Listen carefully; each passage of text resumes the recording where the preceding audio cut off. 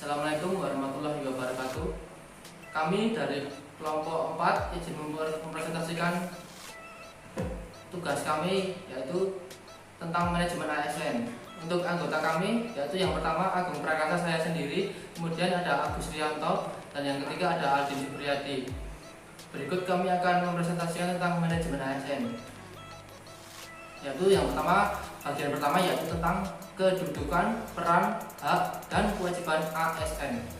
Untuk kedudukan ASN, yaitu manajemen ASN lebih menekankan kepada pengaturan profesi pegawai, sehingga diharapkan agar selalu tersedia sumber daya aparatur sipil negara yang unggul, selaras dengan perkembangan zaman. Kedudukan atau status jabatan pegawai negeri sipil dalam sistem birokrasi selama ini dianggap belum sempurna untuk menciptakan birokrasi yang profesional. Untuk dapat membangun profesional birokrasi, maka konsep yang dibangun dalam Undang-Undang ASN tersebut harus jelas. Berikut ini beberapa konsep yang ada dalam Undang-Undang Nomor 5 Tahun 2014 tentang ASN. Berdasarkan jenisnya, pegawai ASN terdiri dari yang pertama, pegawai negeri sipil, dan yang kedua yaitu pegawai pemerintah dengan perjanjian kerja atau yang disebut dengan P3K. Kemudian ada peran ASN. Untuk menjalankan kedudukannya tersebut, maka pegawai ASN berfungsi sebagai berikut, yaitu yang pertama, melaksanakan kebijakan publik, kemudian yang kedua, pelayanan publik, dan yang ketiga yaitu perekat dan pemersatu bangsa. Kemudian masuk ke dalam hak dan kewajiban ASN. Hak dan kewajiban ASN adalah suatu kewenangan atau kekuasaan yang diberikan oleh hukum, suatu kepentingan yang dilindungi oleh hukum, baik secara pribadi maupun secara umum. Hak dari pegawai negeri sipil dan P3K yang diatur dalam Undang-Undang ASN sebagai berikut. PNS berhak memperoleh yang pertama yaitu gaji, tunjangan, dan fasilitas. Yang kedua, cuti, dan yang ketiga, jaminan pensiun dan jaminan hari tua. Yang keempat yaitu perlindungan, dan yang terakhir yaitu pengembangan kompetensi. Perkenalkan, nama saya Agus Rianto, akan melanjutkan pemaparan materi yang telah disampaikan oleh Agung. Yang kedua adalah konsep sistem merit dalam pengelolaan ASN. Yang pertama, pengantar. Pengelolaan SDM harus selalu berkaitan dengan tujuan dan sasaran organisasi. Dalam konteks ini, aktivitas dalam pengelolaan SDM harus mendukung misi utama organisasi. Pengelolaan SDM ASN dilakukan untuk 19 manajemen ASN, memotivasi dan juga meningkatkan produktivitas pegawai dalam melaksanakan tugasnya sehingga mampu berkontribusi pada pencapaian tujuan dan sasaran organisasi. Organisasi membutuhkan pegawai jujur, kompeten, dan berdedikasi. Yang kedua, konsep sistem merit dalam pengelolaan ASN. Sistem merit pada dasarnya adalah konsep dalam manajemen sumber daya manusia yang menggambarkan ditetapkannya objektivitas dalam keseluruhan semua proses dalam pengelolaan ASN, yaitu pada pertimbangan kemampuan dan prestasi individu untuk melaksanakan pekerjaan, kompetensi, dan kinerja. Pengambilan keputusan dalam pengelolaan SDM dilaksanakan pada kemampuan dan kualifikasi seseorang atau untuk melaksanakan pekerjaan dan tidak berdasarkan pertimbangan subjektif seperti afiliasi, politik, etnis, dan gender. Objektivitas pelaksanaan pada semua tahapan dalam pengelolaan SDM. Sistem ini biasanya disandingkan dengan spoil system, di mana dalam penerapan manajemen sumber daya manusianya lebih mengutamakan pertimbangan subjektif. Yang ketiga adalah pelembagaan dan jaminan sistem merit. Dalam pengelolaan ASN, sistem merit menjadi proses utama dalam Undang-Undang ASN.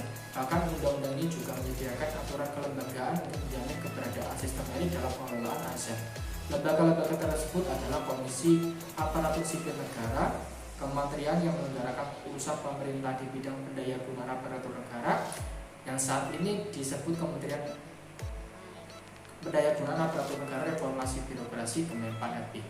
Perkenalkan, nama saya Aldin Supriyadi. Saya akan melanjutkan presentasi bagian ketiga mengenai mekanisme pengelolaan ASN. A. Manajemen PNS dan P3K. Manajemen PNS meliputi penyusunan dan penetapan kebutuhan, pengadaan pangkat dan jabatan, pengembangan karir, pola karir, promosi, mutasi, penilaian kinerja, penggajian dan tunjangan, penghargaan, disiplin, pemberhentian, jaminan pensiun dan hari tua. dan perlindungan. Manajemen PNS pada instansi pusat dilaksanakan oleh pemerintah pusat sesuai dengan ketentuan peraturan perundang-undangan. Manajemen P3K.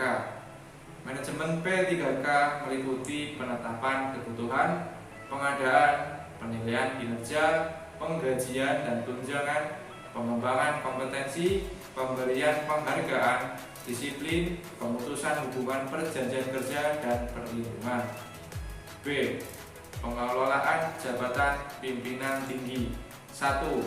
Pengisian jabatan pimpinan tinggi. 2. Pengisian jabatan pimpinan tinggi di instansi pusat. 3. Pengisian jabatan pimpinan tinggi di instansi daerah. 4. Penggantian pejabat pimpinan tinggi. 5. Pengawasan dalam proses pengisian jabatan pimpinan tinggi. 6.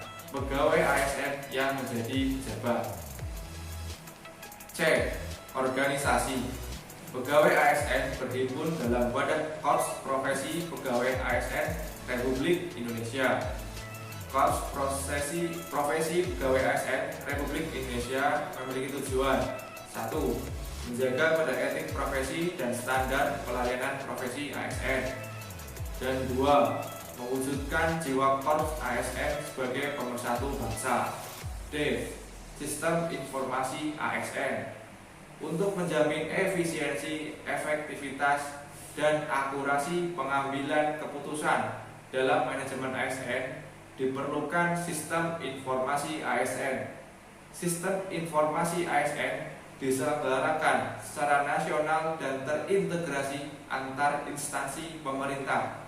Untuk menjamin keterpaduan dan akurasi data dalam sistem informasi ASN, setiap instansi pemerintah wajib memutakhirkan data secara berkala dan menyampaikannya kepada BKN. E. Penyelesaian sengketa pegawai ASN diselesaikan melalui upaya administratif. Upaya administratif terdiri dari keberatan dan banding administratif. Keberatan diajukan secara tertulis kepada atasan pejabat yang berwenang menghukum dengan memuat alasan keberatan dan tembusannya disampaikan kepada pejabat yang berwenang menghukum. Sekian presentasi dari kelompok kami, kurang lebihnya kami mohon maaf. Terima kasih.